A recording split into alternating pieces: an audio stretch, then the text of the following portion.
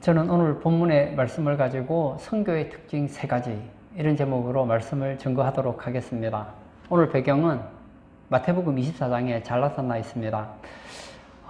예수님 당시에 성전이 있었는데 그 성전의 이름은 헤롯 성전이라고 합니다. 제자들이 이 헤롯 성전을 보면서 너무 성전이 잘 지어졌기 때문에 너무 보기가 좋았어요. 그래서 예수님께 성전에 대해서 이야기를 하려고, 성전이 얼마나 웅장한지 좋은지를 얘기하기 위해서 예수님께 말을 하려고 하는데, 예수님께서 뜻밖의 얘기를 하십니다. 이 성전이 무너질 것이다. 돌 위에 돌 하나도 남지 않고 다 무너질 것이다. 깜짝 놀랐어요. 이 크고 웅장한 이 하나님의 성전이 무너진다니 깜짝 놀라게 되죠. 그래서 다시 예수님께 나중에 질문을 하게 되죠. 어떻게 질문합니까? 주의 임하심과 세상 끝에는 어떤 일들이 일어납니까? 했더니 24장에 세상 끝에 어떤 일들이 일어나는지에 대한 얘기들이 많이 나옵니다. 그때는요, 거짓 선지자들이 많이 일어납니다. 여러분, 마지막 때의 특징은 거짓 선지자가 많아요. 선지자가 하는 일이 뭐죠? 하나님 말씀을 대언하는 거 아닙니까? 예. 거짓 선지자들이 일어나서 말씀을 계속 왜곡시킨다는 거예요. 이 시대에 거짓 선지자들이 여러분 누구라고 생각하십니까? 종교다원주의자들이에요. 그분들이 교회를 다니든 다니지 않든 우리 주변에는 이런 종교다원주의 사상을 가진 이단들이 많아요. 예수님 믿는 건 좋지만 예수님만 믿어서 구원받는 건 아니라는 거예요. 예수 안 믿고도 자기가 믿고 싶은 종교를 믿으면 누구나 다 구원받을 수 있다. 교회 다니는 사람 예수 믿어 천국 가고, 예수 안 믿는 사람은 뭐 또 다른 방법으로 구원받을 수도 있다. 그리고 예수 믿는다고 구원 다 받는 것도 아니다. 이런 사람들이 누구죠? 거짓 선지자들이에요. 근데 거짓 선지자들이 너무 많다는 거예요. 그리고 마지막 때가 되면 나라가 나라를 대적합니다. 그리고 사랑이 식어져요. 그래서 가족 간에 사이가 나빠집니다. 그런 가운데서 오늘 본문에 종말의 특징이 나타나죠. 어떤 내용입니까? 이 천국 복음이 모든 민족에게 정언되기 위하여 온 세상에 전파되리니 그제야 끝이 오리라. 그럼 세상의 끝은 언제 오느냐? 천국 복음이 온 세상에 전파되면 그제야 끝이 온다는 거예요. 근데 그 직전에 몇 가지 징조들이 있는데 그 징조 중에 하나가 무화과 나무의 비유입니다. 무화과 나무가 가지가 연하해지고 잎이 나면 여름이 가까이 온 것을 아는 것처럼 이 비유의 비밀을 깨달으라는 거예요. 마찬가지로 이스라엘이 회복이 되면 그때 역사의 끝이 온다는 거예요. 사실은 지금까지 1940년대까지만 해도 이스라엘이 회복될 거라고 믿었던 사람은 아무도 없었습니다. 알다시피 구약시대에 북이스라엘은 아수르에 망하고 남유다는 바벨론에 망하잖아요. 그때 이후로 일시적으로 약간 나라의 주권을 회복한 적이 있긴 있었지만 로마 시대를 지나고 나서부터 지금까지 이스라엘은 나라 없는 민족이었습니다. 이스라엘이 회복될 거라고는 그 누구도 생각하지 못했어요. 그런데 이스라엘이 회복이 됐잖아요. 놀라운 일입니다.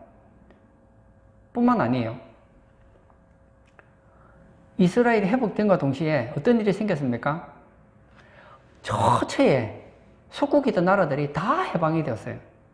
우리나라도 일본에 앞자리에 있지 않았습니까? 근데 회복이 되었어요. 모든 나무에 열매가 맺히는 그때가 끝이라는 거예요. 근데 예수님께서는 그러면 10년 뒤에 오실까? 20년 뒤에 오실까? 그런 생각을 할까봐 한 가지 더 얘기를 해주시죠. 그러나 그때와 그 시간은 아무도 모른다. 그러나 그때는 어떤 때인지는 알 수 있어요. 어떤 때냐? 노아의 때와 같대요. 먹고 마시고 장가들고 시집가는 때.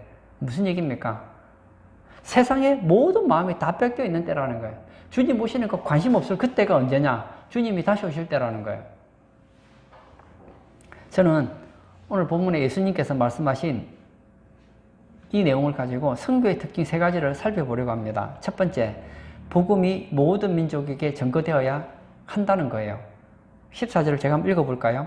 이 천국 복음이 모든 민족에게 정언되기 위하여 온 세상에 전파되리니, 이 천국 복음이 온 세상에 전파되리니, 온 세상에 전파되리니. 무슨 얘기일까요? 선교의 대상은 모든 사람이라는 거예요. 여기 보면 온 세상, 모든 민족 이런 얘기가 나오는데, 여기 민족이라는 단어를 보았더니 국민, 민족, 백성, 이방인 예외가 없다는 거예요. 모든 사람에게, 온 세상에 흩어져 있는 사람에게 복음은 전파되어져야 된다는 거예요. 여러분, 선교의 대상은 우리 민족만이 아니에요. 우리 동네 사람만이 아니에요. 나와 상관없는 저 멀리 있는 사람까지 복음은 전파되어져야 한다는 거예요. 예수님께서 부활 승천하시면서 이런 얘기 하시죠. 오직 성령이 너희에게 임하시면 너희가 권능을 받고 예루살렘과 온 유대와 사마리아와 땅끝까지 이르러 내 증인이 될 것이라 하셨어요. 처음에 이 복음 어디서 시작했습니까? 예루살렘에서 시작했어요. 사도들을 중심으로 예루살렘과 그 다음 확장되죠. 어디로요? 유다로. 그런데 어려운 게 있습니다. 원래 유대인들은 사마리아 사람들 상종을 하지 않았어요.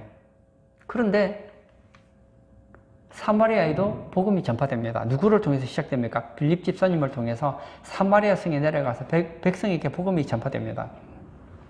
그리고는 이제 땅끝까지 복음이 전파되기 시작했어요. 이 당시에 이 사도 바울은 땅끝을 어디로 보았느냐? 이 서바나로 보았어요. 그래서 내가 땅끝 서바나까지도 복음을 전하겠다. 서바나까지 복음을 전하면 그제 끝이 난다고 생각했어요. 근데 여러분, 이 지구는 둥글잖아요. 여기서 지금 제가 있는 이곳에서 땅끝이 어딜까요? 어디죠? 여기에요, 여기. 지구는 둥그니까 여기서 땅끝까지 가면 지구 위자리가 된단 말이에요. 무슨 말입니까? 땅끝은 바로 이스라엘을 말하는 거예요.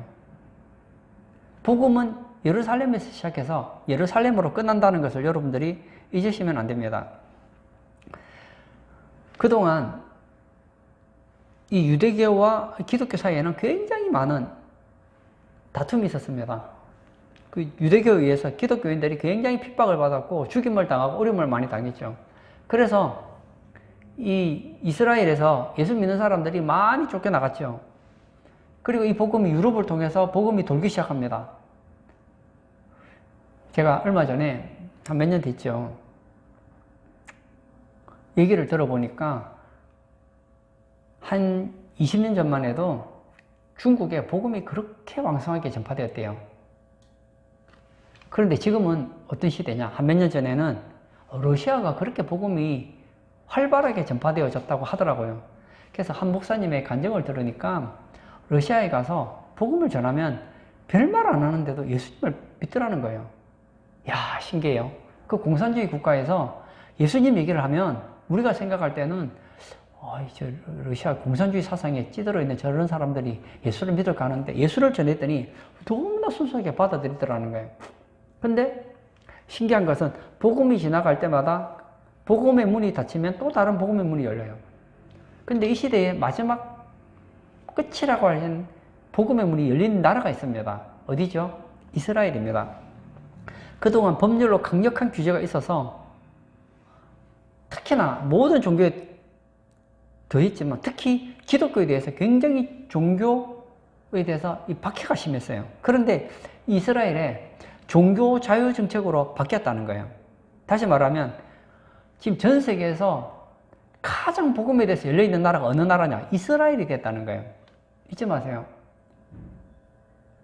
땅끝까지 복음이 전파되면 그제야 끝이 오는데 땅끝인 이스라엘에 복음의 문이 열렸습니다. 2015년까지는 이스라엘에서 설교를 할 수가 없었어요. 복음을 전파할 수도 없었어요. 근데 2016년에 네탄야후라는 총리가 친기독교 정책을 펴므로 급성장한 계기가 됩니다. 2017년에는 약 300곳의 기도의 집이 생기고 130여 개의 교회가 생겼습니다. 2020년 같은 경우에는 300개의 기도 그리고 533개의 교회가 생겼다는 거예요. 그리고 2017년에 6월 14일에 이스라엘의 국회에 첫 개신교 기도회가 열렸다는 거예요. 이스라엘 국회에서 개신교 기도회가 열렸다는 거예요. 그때 조슈 라인슈타인이라는 이스라엘 국회 산하 기독교 동맹위원회 이사가 이런 얘기를 합니다. 저는 메시아가 올 것을 믿습니다. 크리스찬 여러분은 그의 재림을 믿고 있지요. 그러니까 우리 모두는 그가 오시길 원하고 있는 거군요 하고 축하해 줬다는 거예요. 이거 말 안 되거든요. 여러분, 예수님 당시 여러분 사도행전 한번 읽어보세요. 예수님을 메시아로 믿었던 기독교인들을 유대인들이 얼마나 싫어하고 박해했는지 모릅니다. 그뿐만이 아닙니다. 이스라엘의 현재 대통령인 레우벤 리블리가 이때 국회에 참석한 기독교 지도자들을 자기 자택에 초청하기도 했다는 거예요. 여러분, 잊지 마십시오. 복음은 땅끝을 향해 가고 있습니다. 이야, 놀랍지 않습니까? 우리가 잊지 말아야 될 것은 선교회는 대상을 한계 지으면 안 돼요. 나는 전도를 하지만 저 사람에게는 복음을 전하지 않을 거야. 그러지 마세요. 전도를 확장하면 선교잖아요. 전도는 유대인들 입장에서 볼 때 이방인은 어떤 대상이냐? 지옥 땔감이라고 생각했어요. 이방인과는 상종을 안 하는 게 유대인들 아닙니까? 그러나 그들에게도 복음은 전파되어져야 된다. 내가 친하고 내가 좋아하는 사람에게도 복음이 전파되어져야 되지만 내가 싫어하고 내가 미워하고 꼴보기 싫어하는 그런 사람에게도 복음은 전파되어져야 한다는 거예요. 선교의 특징 3가지 중에 제가 첫 번째를 얘기해 드렸습니다. 첫 번째, 복음이 모든 민족에게 전거되어야 한다는 거예요. 선교의 대상은 모든 사람입니다. 두 번째, 천국 복음이 전파되어져야 합니다. 14절 상반절 제가 다시 한번 읽어볼까요? 이 천국 복음이 모든 민족에게 정언되기 위하여 온 세상에 전파되리니. 다시요. 이 천국 복음이 전파되리니. 선교의 내용은 뭐냐? 천국 복음이라는 거예요. 이 천국 복음이 대체 뭐죠? 예수님입니다. 이 복음이라는 단어는 유앙겔리온인데 기쁜 소식이에요. 여러분, 이 세상에 가장 기쁜 소식이 뭘까요? 우리 지난주에 성탄주일 예배도 드렸고 이틀 전에 우리 성탄절 예배도 드렸는데요. 이 세상에 가장 기쁜 소식이 무엇입니까? 여러분, 무엇이 가장 기쁜 소식이라고 생각합니까?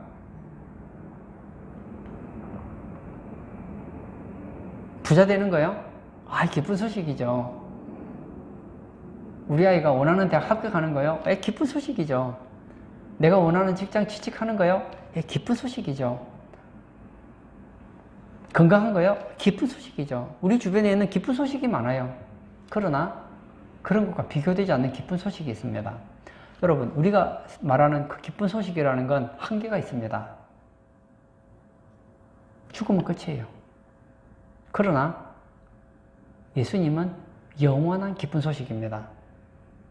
예수님 믿으면 어떻게 되느냐고요?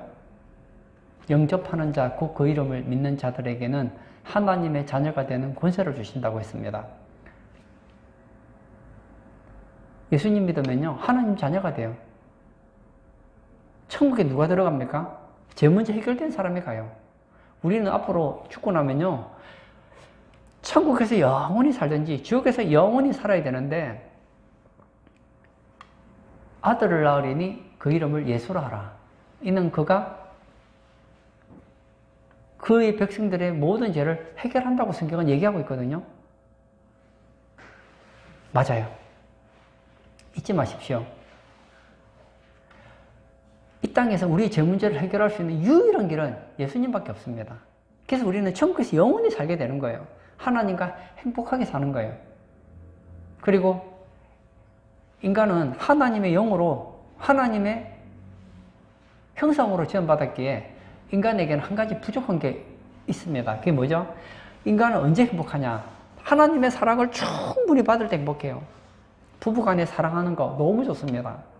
부모와 자식 간에 사랑하는 거 너무 좋습니다. 부자가 되는 거 좋습니다. 건강한 것도 좋고 내가 원하는 이루는 것도 좋아요. 그러나 그것만으로는 부족하다는 거예요.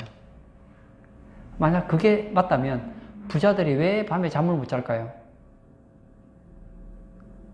건강한 것이 정말 가장 기쁜 소식이라면 왜 건강한 사람 중에서 자살하는 사람이 생길까요?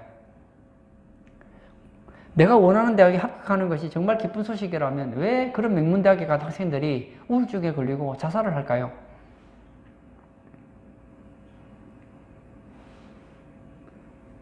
내가 원하는 걸 이루는 것이 참 기쁜 소식이라고 한다면 왜 그런 사람들이 밤잠을 자지 못하고 그렇게 불안해할까요? 이것은 참 좋은 것이지만 진정한 기쁜 소식은 안 된다는 거예요. 여러분, 성경에서 말하는 정말 기쁜 소식이 뭐냐? 성경은 기쁜 소식을 담은 책이거든요. 너희가 성경에서 영생을 얻을 줄 생각하고 성경을 상고하거니와 이 성경이 내게 대하여 증언하는 것이다. 누구를 증언한다고? 예수님을 증언하는 게 성경이라는 거예요. 잊지 마십시오. 우리에게 필요한 복음은 뭐냐? 우리 자녀가 공부 잘하는 게 아니에요. 잘하면 좋지요. 근데 그건 복음이 아니에요. 우리 자녀가 세상에 존경받는 거 좋지요. 근데 그건 복음이 아니라니까요. 복음은 뭐냐? 예수님이 복음이라는 게 잊으시면 안 돼요. 우리가 선교하러 가서 좋은 일을 많이 했어요. 좋은 일 많이 하는 거 좋지요. 예를 들어서 우리가 선교지에 가서 학교를 지어줬다. 그리고 그 애들이 공부를 할 수 있도록 학교를 지어줬다. 너무 좋은 일입니다. 마실 물이 없는 그런 아프리카에 가서 맛이 시원하고 깨끗한 물을 마실 수 있게 해주는 거 너무너무 좋습니다. 먹을 것이 없는 아이들에게 먹을 것을 주고 영양제를 주는 거 너무 좋습니다. 그러나 여러분, 이건 선교의 내용이 아니에요. 선교의 내용이 뭐냐고요? 그들에게 참양식인 예수님을 전해주는 거예요. 예수님만이 천국 복음입니다. 예수가 전파되지 않으면요, 그냥 좋은 것이지만 그들에게 정말 기쁜 소식은 주지 못한 거예요. 예수 없으면요, 아무것도 아니에요. 아무것도 아니에요.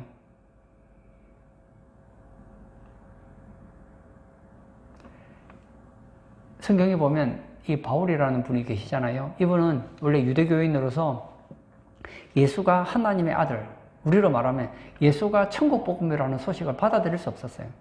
이 정신병자 예수를 하나님의 아들, 인류의 제 문제를 해결하는 메시아로 받아들이기에는 바울이 자존심 용납을 하지 않았습니다. 그래서 예수 믿는 사람들을 막 잡아서 감옥에 넣는데 앞장세우고, 예수 믿는 사람을 죽이는데 앞장섰던 사람이 사도 바울 아닙니까, 원래? 다메섹에 예수 믿는 사람들이 있다는 얘기를 듣고 공문서를 받아서 이 사람들 감옥에 넣으려고 가다가 다메섹에서 태양빛보다 더 밝은 빛에 충격을 받죠. 깜짝 놀라죠. 그리고 빛에서 소리가 납니다. 사울아, 사울아, 네가 왜 나를 박해하느냐? 당신은 누구십니까? 나는 네가 핍박하는 예수다. 이 바울은 원래 바울의 이름이 두 가지가 있었어요. 유대 이름은 사울, 이방인 로마식 이름으로는 바울, 두 가지 이름이 있었는데 이 바울이 충격을 받죠. 그리고 그는 원래 성경에 해박했기 때문에 그 사건이 있고 나서 다시 성경을 다시 묵상합니다. 아, 성경에서 예언되어진 그분이 예수님이 맞구나. 예수님이 참 복음이 맞구나를 깨닫고 나서 어떻게 합니까? 사도행전 9장 20절에 보면 각 회당에서 예수가 하나님의 아들이심을 증거하기 시작합니다. 이전에 유대인들에게 기쁜 소식은 뭐냐? 율법을 지켜야 된다고 생각했어요. 율법을 지켜야지 구원받는다고 생각했습니다. 지금도 우리 주변에 보세요. 기쁜 소식이 뭐냐? 천국에 어떻게 하면 가느냐고 물으신다면 말하겠죠. 착하게 살아라. 착하게 살면 천국까지. 죄 안 지으면 천국까지. 종교를 잘 믿으면 천국까지. 아니라니까요. 교회 다닌다고 천국 가는 게 아니에요.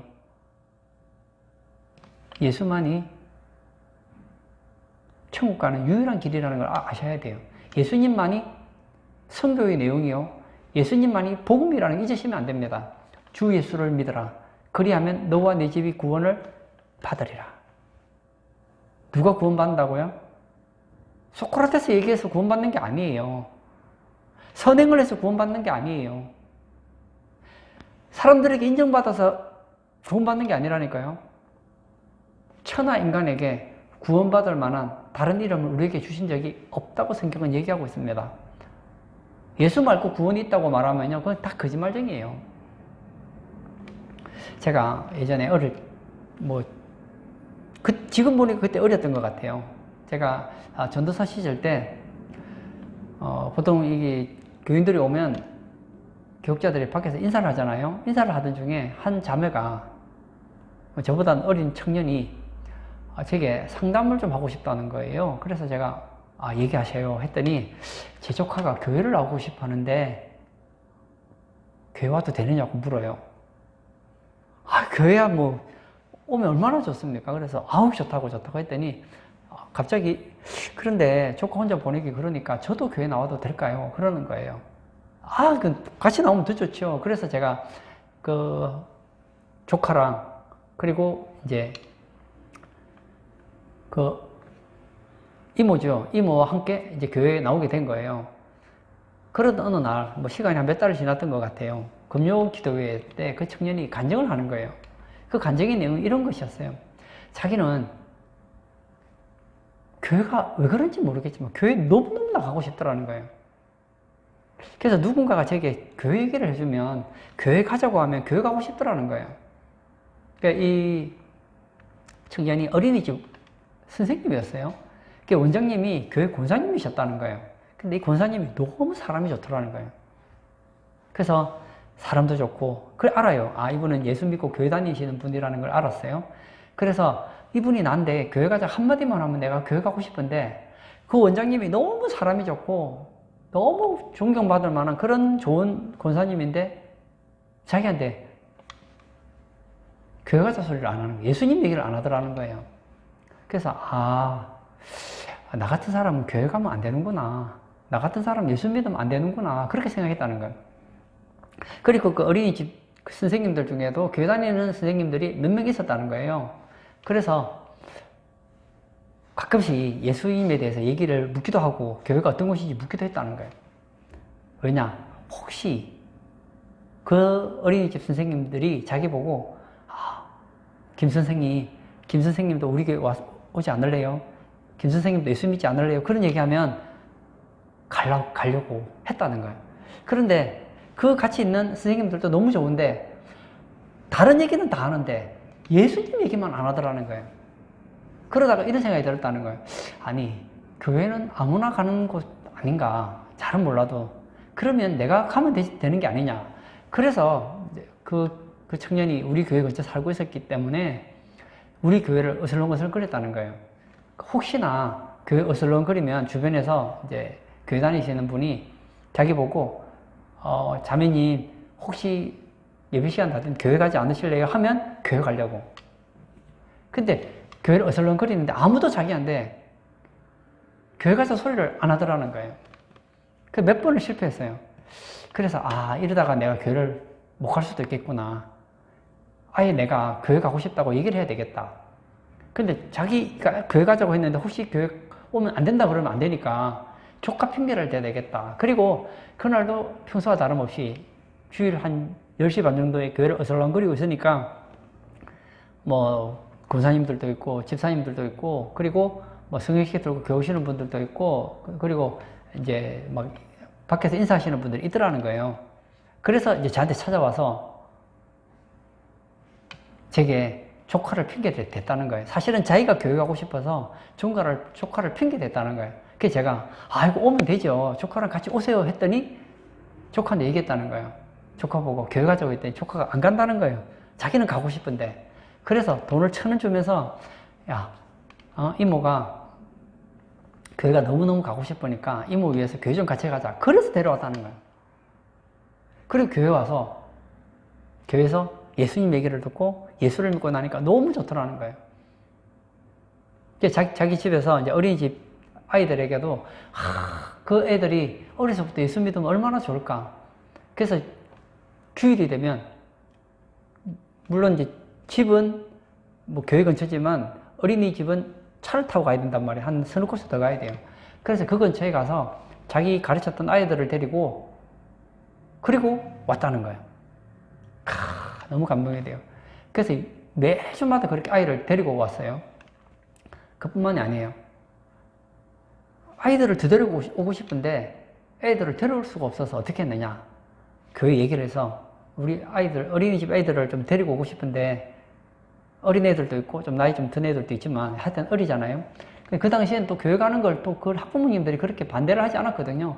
그때는 우리 한국 교회가 복음에 굉장히 열려 있었기 때문에 교회 간다고 하면 또 더군다나 어린이집 선생님이 그런 얘기하면 싫어하지 않았다는 거예요. 그래서 교회 본고를 내줘서 교회 본고로 갔더니 막 애들을 거의 7, 8명씩 그렇게 데려오는 거예요. 그래서 그 아이들에게 예수님 얘기를 했더니 그 아이들이 다 예수님 믿겠다 했다는 거예요. 그래서 너무 자기는 예수님 믿고 너무 좋아서 그 얘기를 하는 거예요. 맞습니다. 그 원장님이, 그 어린이집 원장님이 그 아이들에게 잘해주는 거 너무 좋죠. 선생님들에게 잘해주는 거 좋죠. 그러나 여러분, 그건 복음을 전하는 게 아니에요. 복음은 뭐라고요? 예수님을 얘기해야 돼요. 예수님을 바로 얘기하기 힘들다면 교회가 뭐예요? 예수님 몸 아닙니까? 교회에 대해서 좋은 얘기하고 교회로 초청하면 교회에서 결국은 예수님 얘기를 전할 거니까 저분은 교회 안 다닐지 몰라. 그러지 말고 어떻게 하라고요? 교회에 대해서 좋은 얘기하고 그렇게 반응이 나쁘지 않으면 예수님 얘기할 수 있잖아요. 잊지 마십시오. 선교의 내용은 다른 게 아니에요. 공부 잘하는 것도 아니고 세상에서 출세하는 것도 아니에요. 예수를 전하는 것이라는 걸 잊으시면 안 됩니다. 선교의 특징 3가지. 첫 번째, 복음이 모든 민족에게 전거되어야 합니다. 선교의 대상은 모든 사람입니다. 두 번째, 천국 복음이 전파되어야 합니다. 선교의 내용은 예수님이라는 거예요. 세 번째, 온 세상에 전파되어야 세상의 끝이 옵니다. 14절 하반절을 제가 읽어볼까요? 온 세상에 전파되리니 그제야 끝이 오리라. 예. 복음이 한 사람도 빠짐없이 닫는다는 것이 아니라 이 복음이 모든 민족, 온 세상에 전파되면 그제야 뭐가 온다고요? 끝이 온다는 거예요. 예수님 오신다고 한 게 언제적입니까? 예수님 살아생전에 그 얘기를 하셨으니까 거의 지금 한 2000년 다 돼 가잖아요. 그때 왜 오시지 않을까? 오신다고 그렇게 하셨는데 예수님 오시면 끝나기 때문입니다. 그제 끝이 온다는 말은 예수님께서 이 땅에 재림하신다는 것을 의미해주고 있습니다. 제가 이 끝이라는 단어를 보았더니 이 텔로스라는 단어인데요. 이 텔로스라는 뜻은 이 끝, 결론, 종결, 마침 이런 뜻도 있지만 목표, 목적 이런 뜻도 있습니다. 무슨 얘기입니까? 여러분, 선교의 끝, 선교에는 목적이 있다는 거예요. 창세기 1장에 보면 하나님께서는 아담과 하와를 만드시죠. 만들어서 어떻게 합니까? 생육하고 번성하라, 땅에 충만하라 하셨어요. 하나님은 하나님의 형상을 닮은 하나님의 백성들이 많기를 원하셨어요. 이 땅에 충만하기를 원하셨어요. 사람이 많은 게 중요한 게 아니에요. 하나님과 영원히 함께 할 수 있는 하나님의 사람들이 가득하기를 원하셨단 말이에요. 근데 그 목적이 언제 이루어지느냐? 주님이 다시 오시면 끝나요. 주님이 다시 오시면 이제는 하나님께서 원하시는 목적이 이루어졌기 때문에 주님이 이 땅에 오시면 세상은 끝이 납니다. 데살로니가전서 4장 16절에 보면 주께서 후렴과 천사장의 소리와 하나님의 나팔 소리로 친히 하늘로부터 강림하시리니, 주님께서 강림하시는데 모든 민족 그리고 온 세상에 복음이 전파되면 예수님께서 이 땅에 강림하세요. 그러면 천사장의 소리와 하나님의 나팔 소리로 죽은 자들이 살아 일어나고, 만약 예수님이 다시 오신다면 저는 산채로 공중에서 예수님을 영접하게 되겠죠. 그리고 이 땅에 같이 내려온다는 거예요. 그러면 무슨 일이 생길까요? 여러분, 예수 믿고 예수님을 나의 주, 나의 하나님으로 믿고 예수님을 복음으로 믿었던 사람들은 다 휴거가 될 거예요. 그리고 이 땅에는 어떤 사람이 남아있죠? 예수님을 거부하는 사람들, 예수님을 대적하는 사람들이 남아있는 거 아닙니까? 그들은 예수님의 입에서 나오는 말씀의 검으로 다 죽어요. 그리고 세상을 미혹했던 짐승, 즉 그리스도와 그리고 거짓 선지자도 이들은 칼에 죽는 게 아니에요. 산채로 지옥불에 던져져요. 그리고 세상에 왕노릇을 했던 사탄도 1000년 동안 지옥 불못에서 고통을 당하게 된다는 거예요. 그뿐만이 아닙니다. 많은 분들은 끝났다. 그러면 예수 안 믿는 사람 죽는 것으로 끝나는데 끝나는 게 아니에요. 그게 끝이 아니에요. 우리는 달라요. 예수님이 다시 오시면 이제 우리는 우리 눈에서 눈물을 닦아주시고 우리는 주님과 더불어서 영원히 행복하게 되는 거예요. 뿐만 아닙니다. 이 땅에 주님 안에서 믿음 생활을 잘했던 사람은 이 땅에서 어떤 일을 경험하느냐? 1000년 동안 왕노릇을 합니다.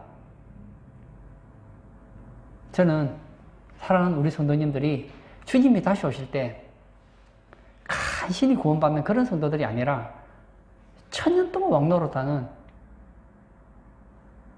이 땅의 주인공들이 되기를 원하세요.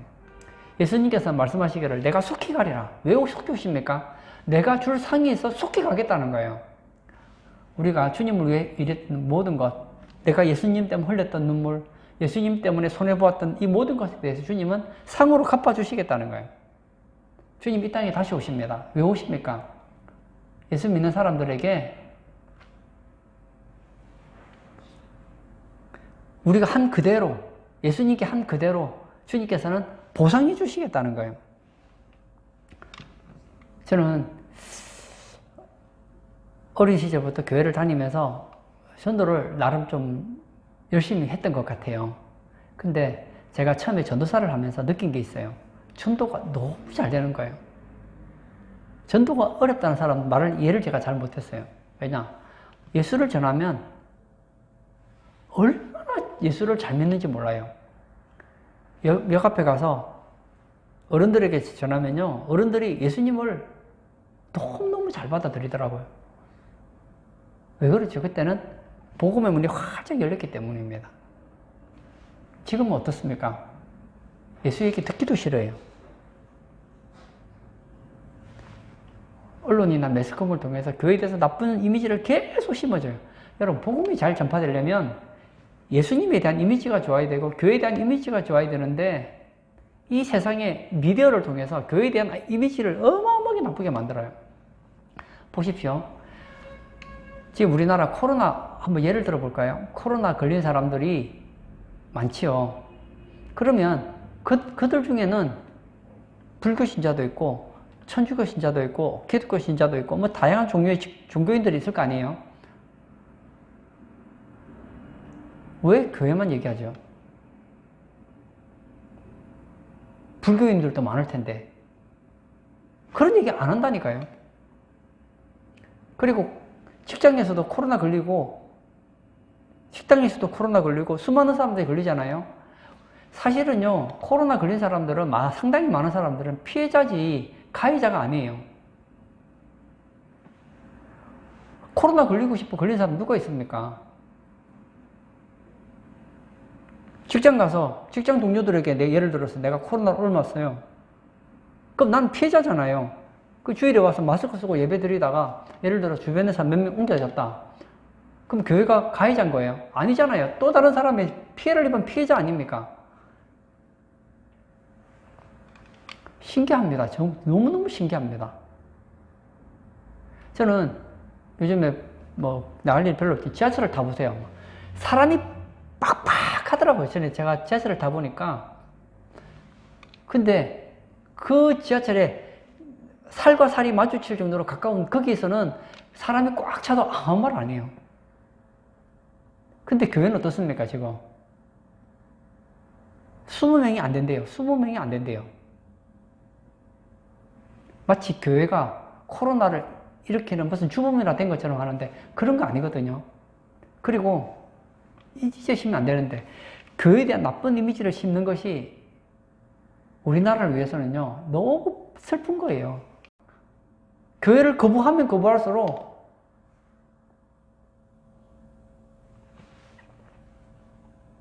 그 사람, 복음을 거부하는 사람들은 행복해지는 게 아니에요. 예수님을 멀리하면 멀리할수록, 교회를 멀리하면 멀리할수록 불쌍해진다니까요. 오늘 예배 참석하신 사랑하는 성도님, 교회를 사랑합시다. 예수님 사랑합시다. 그리고 예수님 전거하는 거 너무 부담스러워하지 마세요. 직접적으로 못하더라도 할 수 있잖아요. 교회에 대한 좋은 얘기 해줄 수도 있고 여러분 읽었던 예수님에 대한 좋은 이야기들을 전해줄 수 있잖아요. 결론을 짓고자 합니다. 선교의 특징 3가지. 첫 번째, 복음이 모든 민족에게 전거되어야 합니다. 선교의 대상은 모든 사람입니다. 내가 친한 사람뿐만 아니라 내가 친하지 않은 사람, 내가 좋게 보는 사람뿐만 아니라 내가 좋게 보지 않는 사람에게도 복음은 전파되어져야 된다. 두 번째, 천국 복음이 전파되어져야 합니다. 선교의 내용은 예수님입니다. 예수님이 빠진 복음은 복음이 아닙니다. 오직 예수, 오직 복음이에요. 예수가 전파되지 않는 선교는 실패한 선교입니다. 세 번째, 온 세상에 전파되어야 세상의 끝이 옵니다. 선교의 끝은 뭐냐? 예수님께서 이 땅에 재림하심으로 세상은 끝난다는 거예요. 제가 간절히 바라는 것은 주님 오실 때가 너무나 가깝습니다. 예수님께서 이런 말씀하셨죠. 인자가 올 때에 믿음을 보겠느냐? 주님이 다시 오실 때는 노아의 때와 같습니다. 지금 믿음 생활 하기 어려워요. 하지만 그것은 무엇을 말해주느냐? 주님이 곧 다시 오신다는 거예요. 주님 오실 때가 너무너무 가까워요. 이스라엘에 복음이 전파되면요, 끝이에요, 끝. 지금 이스라엘 복음의 문이 열렸다니까요. 조금 있어 보세요. 이스라엘이 그렇게 소망하던 예루살렘 성전이 세워질 거예요. 그 예루살렘 성전이 세워지면 이제 주 그리스도가 그 성전에 앉아서 자기가 하나님이라고 떠드는 날이 곧 온단 말이에요. 시대의 징조를 볼 줄 알아야죠. 주님이 다시 오실 때가 너무나 가까운 이때에 선거에 집중하고 우리가 성탄을 통해서 예수님의 성탄을 통해서 복음이 무엇인지를 깨달았고 이 주변의 사람들에게 가장 필요한 것이 무엇인지 알았다면 우리의 남은 인생 선교를 위해 기도하고 기회가 되면 복음을 전하는 그런 우리 성도님 되시기를 축복합니다. 그리하여 주님이 이 땅에 강림하시는 날 주님께서 우리에게 주시는 상급의 주인공이 되고 이 땅에서 주님과 더불어 왕노릇 하시는 복된 성도님 되시기를 주의 이름으로 축복합니다. 아멘. 이 시간 한번 같이 기도하기를 원합니다. 세상 끝에는 어떤 일들이 일어납니까? 많은 일들이 있습니다. 세상 끝에 가장 큰 징조는 복음이 땅끝까지 전파된다는 거예요. 근데 드디어 땅끝까지 복음이 전파되었습니다. 땅끝이라고 할 수 있는 이스라엘에 복음이 전파되고 있고 이스라엘의 문이 활짝 열렸습니다. 이것은 무엇을 말하는가? 이스라엘에 복음이 들어갔다는 걸 의미하지 않습니다.